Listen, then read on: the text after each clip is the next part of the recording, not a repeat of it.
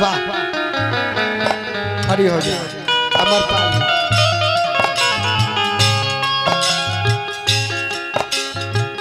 हो दिल ना लगई हाँ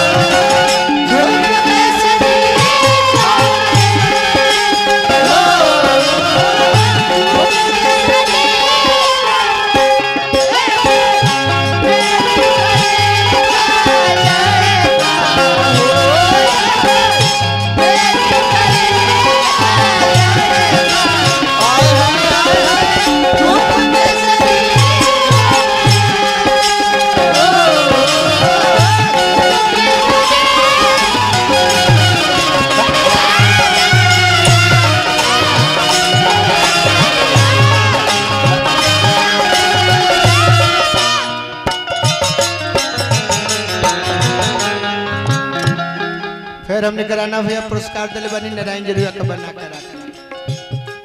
हमारा प्यार के बदला में बोलता दिल बारू हो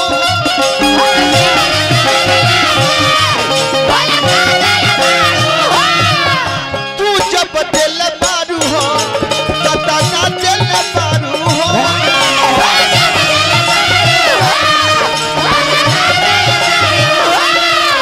तू जब दिल बारू हो तका दिल बारू तू जब दिल बारू हो तका दिल बारू तू जब दिल बारू हो तका दिल बारू तू जब दिल बारू हो तका दिल बारू। फिर हमरा धर्मेंद्र भैया इतना सुंदर आयोजन हुआ सब करौनी धर्मेंद्र भैया सुभाष भैया राणा भैया लक्ष्मण भैया अपना द्वार पर कार्यक्रम करावा आ सार्वजनिक कार्यक्रम करावल बहुत अंतर है कहो द्वार पर कराई निमन होई बजाय होई केहू कुछ बोले ना खूब बढ़िया भाई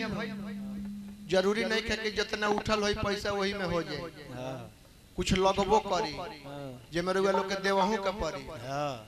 500 1000 2000 सबका देह पर गिर जाए और बाद 2-4 हजार भरला के बाद अगर केहू काले एगो नया शर्ट पहन के निकल जा गांव भर हल्ला हो जाएगी चैता में से बचल बस शर्ट पहनता नहीं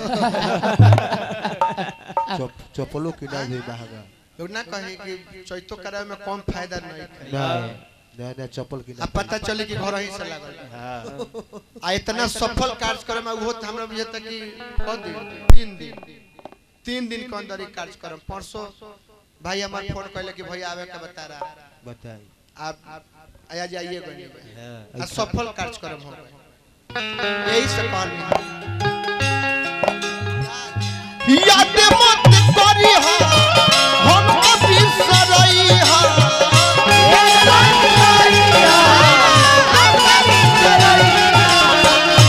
याद मत करी हा हम कभी सरई हा अब जा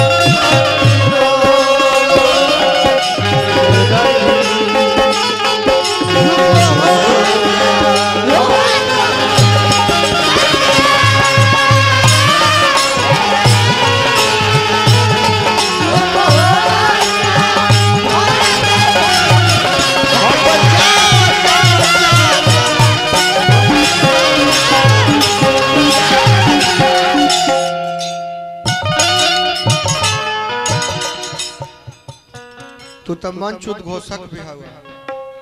एगो शायरी यही में मारब अंतरा के हिसाब से लागो रहो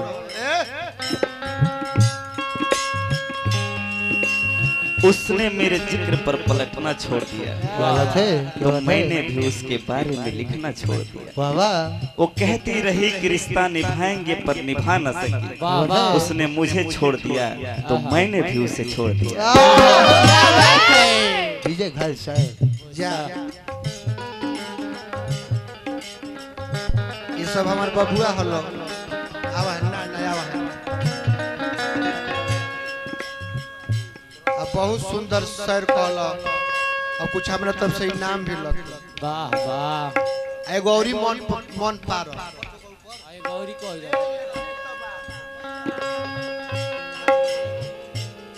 एगो औरी मन पार एगो सोला बा तोहरा के देती हनी होई करे जा तारी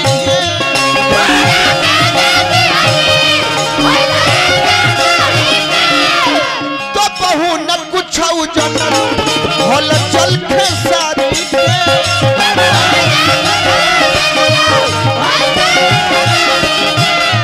कहना है ये इश्क नहीं आसान, बस इतना समझ लीजिए। वाह ये इश्क नहीं आसान, बस इतना समझ लीजिए। और ये आग का दरिया है और डूब के जाना है। क्या बात है सिवान ढाला सिवान ढाला वाह तेरा कमाई बना के रखा तो बहु न कुछ जनल होल चल के सारी तब हुआ कुछ चलो हर चल तो बहु न कुछ जनलू हल चल के शादी के तब हुआ कुछ चलो हर जहर ले आई हा हम के पियई हा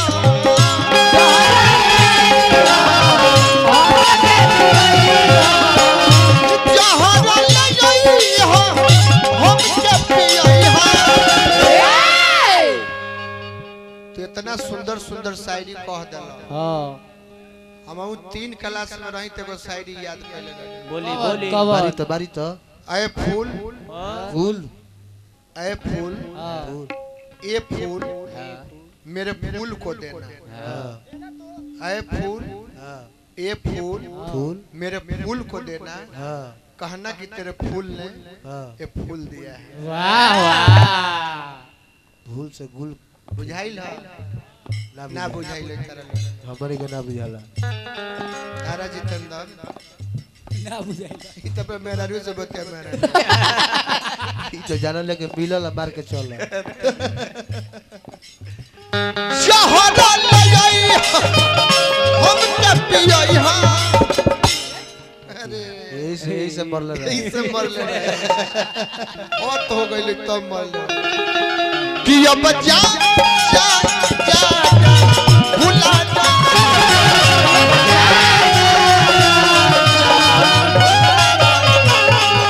अब भुला जाइया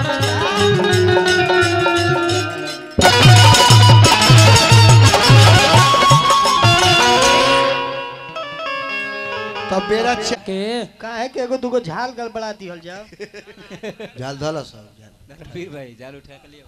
सरवा ई तैसन ब्याह सब देखलै ना रहनी बहू के जामल बड़ा से कर भाई तब हद हो गए परवा का लइका आओ भागल बड़े हां बबुआ ये ठीक कर तू को अगला से जान ना बचे के चाहे ठीक टेक्निकल लगइले बड़े की भागल बड़े तलौर कोई हां ना उ बुझत रहे कि भाग जेब तक गावे करना पड़े वही चोट के गवाई जाम कहां बड़े सब जना बैठल जाई वही चोट गवाई जा